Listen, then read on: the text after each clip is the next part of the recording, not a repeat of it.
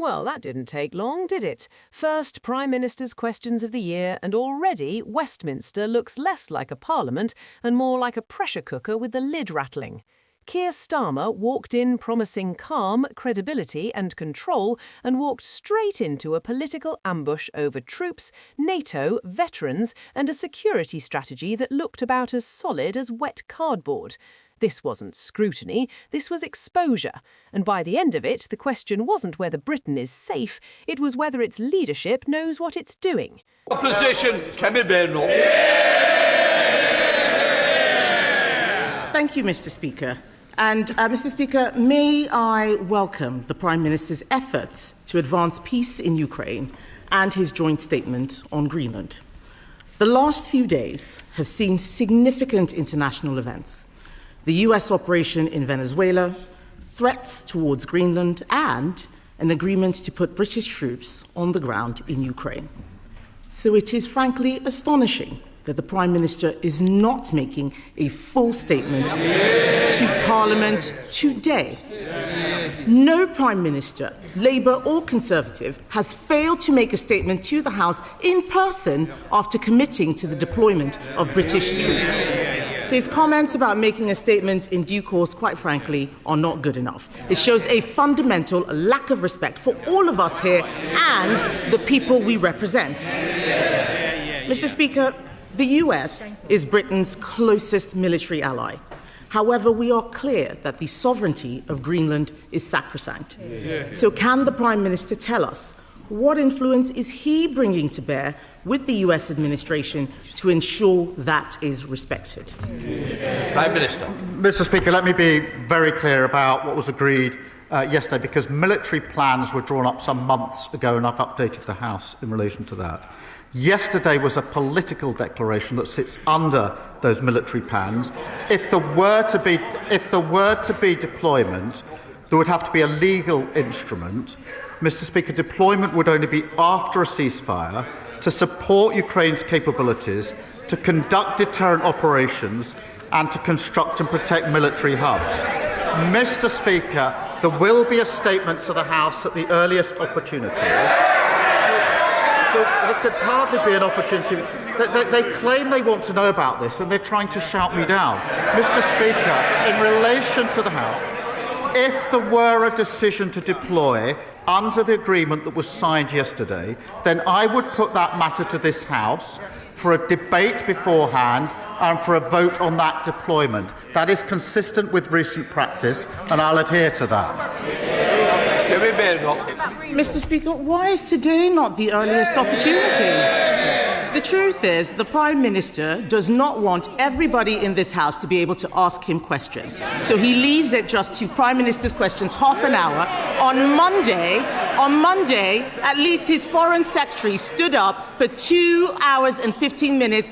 You know, it was a non-event, but at least she did that. He is scared of us being able to ask him questions. Yes. 6 questions. Yes, he's here. Please. I've also requested that we do need an early statement. This House should always be informed first. So I don't like the chantering. Let the questions continue. Well, one of them asked, but he is here. He's got no choice but to be here for Prime Minister's questions. That's why he's here. If he could skip this, we know he would do. But back to the matter at hand, Mr. Speaker. We all agree, all of us here agree, I think most of us here agree, that NATO is the bedrock of our security. The future of Greenland is of fundamental importance to the future of the alliance. And I am sure that the Prime Minister agrees that it is essential for NATO leaders, including and especially the US, to meet. Will the Prime Minister call for an urgent meeting of NATO leaders? Prime Minister. Mr. Speaker, she says she wants to hear about Ukraine. She's got 6 questions. She's not even asking a second question about what we did yesterday. She's got the opportunity. Mr. Speaker, in relation... Sorry, can I help the Prime Minister? The first bombshell landed when Starmer admitted Britain had signed a political agreement that could place troops on the ground abroad, yet failed to deliver a full parliamentary statement. On matters of war, silence isn't caution, it's recklessness dressed up as restraint. And just when MPs expected clarity, the fog rolled in even thicker. You don't need to worry about the responsibility of the questions of the opposition. That's their Mr. Speaker, NATO is the single most important and effective military alliance the world has ever seen. In the 18 months we've been in power, I've done everything within my ability to strengthen NATO. We had one of the strongest NATO meetings last year, the summit, where we had more members of NATO and more unity. When I arrived back to the House to make a statement, which of course she asked for, her position was I shouldn't have missed PMQs, I should have empty chaired the NATO summit. That's how serious she is about NATO, Mr. Speaker. Pressed for details, Starmer offered carefully polished vagueness. No numbers, no deployment dates, no clear combat role. Just promises of future explanations pending ceasefires and legal instruments. That's not transparency, that's leadership by placeholder text. Which naturally led to the next uncomfortable silence. You didn't answer the question, Mr. Speaker. I asked him if he would call for an urgent meeting of NATO leaders. We can all see that the situation is moving rapidly. I also note that he has still not had a call with President Trump. That is concerning 4 days after the events in Venezuela. But yesterday, he announced that Britain and France had signed, he says, a political agreement to put troops on the ground in the event of a peace deal in Ukraine. So given the Prime Minister is not making a statement about that deployment of British troops abroad, one of the most serious decisions a government and a parliament can take, irrespective of what he says, can he at least confirm how many troops would be sent to Ukraine and whether they would be in a combat role? Prime Minister. Mr. Speaker, I was with NATO allies yesterday, all day, in which we were discussing security in Europe, in particularly security guarantees for Ukraine, and we made significant progress. And I'm glad that she has welcomed that. Of course, I will speak to President Trump. I spoke to his senior advisers yesterday. We were with them all day. But, Mr. Speaker, she asked me about the deployment. We released the statement yesterday. It's clear from that, but I will be clear with the House that there would only be deployment after a ceasefire. It would be to support Ukraine's capabilities. It would be to conduct deterrence operations and to construct and protect military hubs. The number will be determined in accordance with our military plans, which we are drawing up and looking to other members to support. So the number I will put before the House before we were to deploy. But I'll do more than that. If we went as far as a legal instrument to deploy, which would be necessary, I would then have a debate in this House so all members could know exactly what we're doing, make their points of view, and then we would have a vote in this House on the issue, which, to my mind, is the proper procedure in a situation such as this. NATO, supposedly the backbone of Britain's security, became a rhetorical prop rather than an operational priority. Asked whether he'd call an urgent NATO leaders meeting, Starmer spoke at length without answering the question. In a fast-moving world, hesitation is a decision in itself. And then came the transatlantic wrinkle. The Prime Minister confirmed conversations with Washington only after sustained pressure. These discussions, we were told, happened quietly, informally, and off-camera. When global security hangs in the balance, quiet diplomacy is fine, but secrecy breeds suspicion, not confidence. That suspicion deepened once money entered the equation. Starmer spoke proudly of defence spending increases while refusing to commit to when Britain would actually reach 3% of GDP. Soldiers face modern threats today, not in some hazy future budget cycle penciled in for another parliament entirely. Then the debate turned personal and explosive. Mr. Speaker, it is clear that the Prime Minister either does not have the detail or does not want to give us the detail. Yes. But this is important. He should be calling an urgent meeting of NATO leaders. He should have spoken to President Trump by now. This is important because if any such peace deal is breached, we would be in direct conflict with Russia. If the Prime Minister is committing troops, he must give more detail on how he intends to ensure our armed forces are fully resourced. Before the budget, the Prime Minister said it was his ambition to spend 3% on defence in the next Parliament. That could be as late as 2034.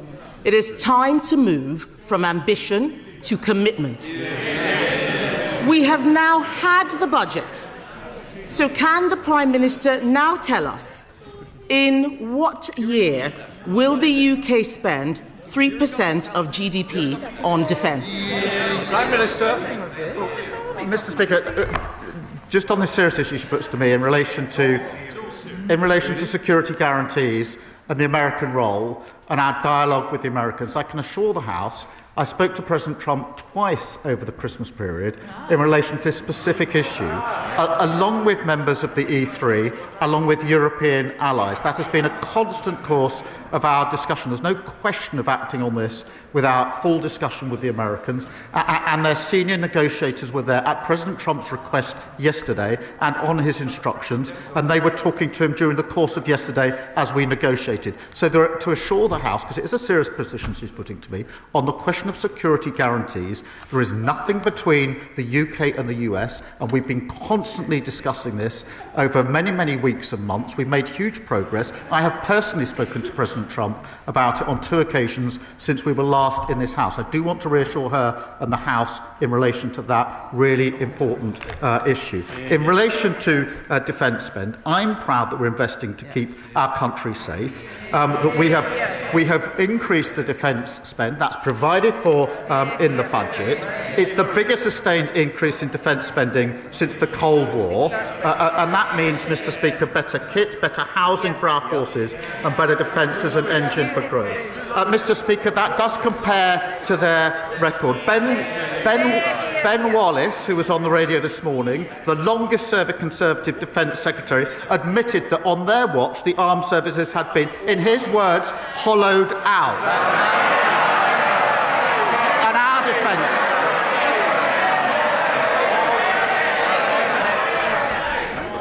Mr. Cartledge, you expect a lot, I expect something back, and that's silence. Prime Minister. Mr. Speaker, they shout shame. I'll pass that on to Ben Wallace. Mr. Speaker, the defence spending that we've put in place is 3 years earlier than the unfunded plan that they left behind at the last election. 7 former SAS commanders publicly warned that Labour's legal approach risks destroying morale within elite units. These aren't armchair critics, these are men who understand warfare intimately, and they're saying the government is punishing service, not honouring it. That concern wasn't isolated. 9 retired 4-star generals echoed the same alarm, describing current policies as a direct threat to national security. When experience at that level speaks in unison, dismissal looks less like confidence and more like denial. The contradiction became impossible to ignore. On one hand, Starmer speaks of deploying troops abroad. On the other hand, veterans at home face legal uncertainty and prolonged investigation.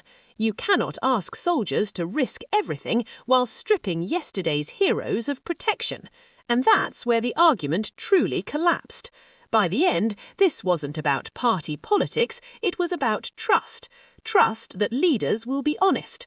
Trust that soldiers won't be sacrificed politically. Trust that Britain's security isn't being managed through evasions, delays and crossed fingers. Mr. Speaker, I heard what... Oh, wait for it. What Ben Wallace said was that spending had fallen under all governments. 3%, the last time, Mr. Speaker, the last time spending was at 3% was under a Conservative government. And yes, while we welcome the increase, something that we supported, can I remind the House that this is a man who sat in the shadow cabinet and tried to make Prime Minister a man who said we shouldn't even be in NATO at all. So I don't need to take any lectures from him. The world is changing. We need to spend more on defence. He did not answer the question about when we would get to 3%, yet he knows up until 2031 how much he's going to be spending on welfare. He doesn't know. That's in the Red Book. The Red Book has no money allocated for defence. We need to move from ambition to commitment. And Mr. Speaker, this is important because this isn't just about money. If the Prime Minister is deploying troops to Ukraine, those troops need to know that we have their backs. Last week, 7 former SAS commanders, 7 former SAS commanders warned that Labour's Northern Ireland Troubles Bill will wreck our special forces. Not me, that's the SAS. In November, 9 retired 4-star generals warned that his bill was a direct threat to national security. And even his own Northern Ireland Veterans Commissioner has said our veterans are being treated worse than terrorists. So, Mr. Speaker, is it not madness to be putting veterans in the dock for serving their country at the same time he is deploying today's soldiers into Ukraine? Mr. Speaker, that was embarrassing. She said that Ben Wallace was talking about all government. They were in power for 14 years and they hollowed out our armed forces. Copyright Ben Wallace. Secondly, she talks about the shadow cabinet. She has in her shadow cabinet a shadow attorney general who is advising Abramovich at the same time as we are imposing sanctions on Russia and trying to use that money to support Ukraine. How can someone sit in her shadow cabinet advising someone trying to escape sanctions and pretend that their policy is to support us on sanctions? And Mr. Speaker, when it comes to Northern Ireland, they are the party that gave immunity to IRA terrorists, terrorists who killed British soldiers. Their flawed act was struck down by the courts, which left our veterans with no legal protection whatsoever. We're introducing a fair and transparent process with a package of rights and protections for our veterans. And, Mr. Speaker, there is no equivalence between our armed forces who fought bravely in Northern Ireland and terrorist groups. And if the Leader of the Opposition wants to go back, if her position is, to their old flawed legislation and give immunity to the IRA, she should stand up now and say so. Mr. Speaker, let me start by talking about the Shadow Attorney General. Yes. Yeah. Do they know what the Shadow Attorney General is doing? He is defending veterans pro bono against the actions of this government. On this side of the House, Mr. Speaker, we will defend those who defended us. But why don't we talk about the actual Attorney General who is sitting in Cabinet, the man who defended Jerry Adams, the man who's trying to bring Shamima Begum back into the country, the man who is helping to surrender the Chagos Islands. I will take our Shadow Attorney General every day of the week against his Attorney General. Mr. Speaker, we protect our veterans. I want the Prime Minister to know we protect our veterans. What he is doing to veterans is disgraceful. But this is serious, Mr. Speaker. I don't want the House to be under any illusions. I do not want the House to be under any illusions. The Prime Minister should know that we will absolutely support any efforts to help bring peace to Ukraine. We will work with him to ensure NATO remains the bedrock of our security. But we cannot write a blank cheque when he is also surrendering the Chagos Islands, surrendering our veterans to lawfare, and surrendering to his backbenchers by prioritising welfare handouts over defence spending, as if the world has not become more dangerous. So, Mr. Speaker, isn't it time the Prime Minister changed course and for once put the British national interest first? Mr. Speaker, she talks about the Shadow Attorney General. Of course I accept that lawyers have to represent all sorts of clients. Of course I accept that principle. The question is whether the Shadow Attorney General can sit in the Shadow Cabinet when the party opposite says it supports us on sanctions. We want the money from Chelsea Football Club to go to Ukraine. I I'm not sure whether that's her position. If it is her position, presumably it's something they discuss in the Shadow Cabinet, advised by a Shadow Attorney General who is representing the very man whose money we want to send to Ukraine. If she can't see the conflict of interest in that, then she shows no judgment and no leadership at all. The same old. It's a new year, but the Leader of the Opposition's got absolutely nothing to offer the country. She is totally irrelevant. Nobody is listening to her. Mr. Speaker, this is the year when on this side we turn a corner, people benefit from the decisions we made, £150 off energy bills, freezing rail fares and lifting 500,000 children out of poverty. We're turning the corner and there's much more to come. This wasn't a stumble, it was a warning sign. When questions about war, funding, NATO and veterans are met with deflection instead of answers, confidence drains fast. So the real issue now isn't who won the argument, it's whether Britain can afford leadership that treats national security like a legal footnote. If you think our armed forces deserve better, make your voice heard. Like the video, subscribe for straight-talking analysis and drop your thoughts below, because silence helps no one, least of all those who serve.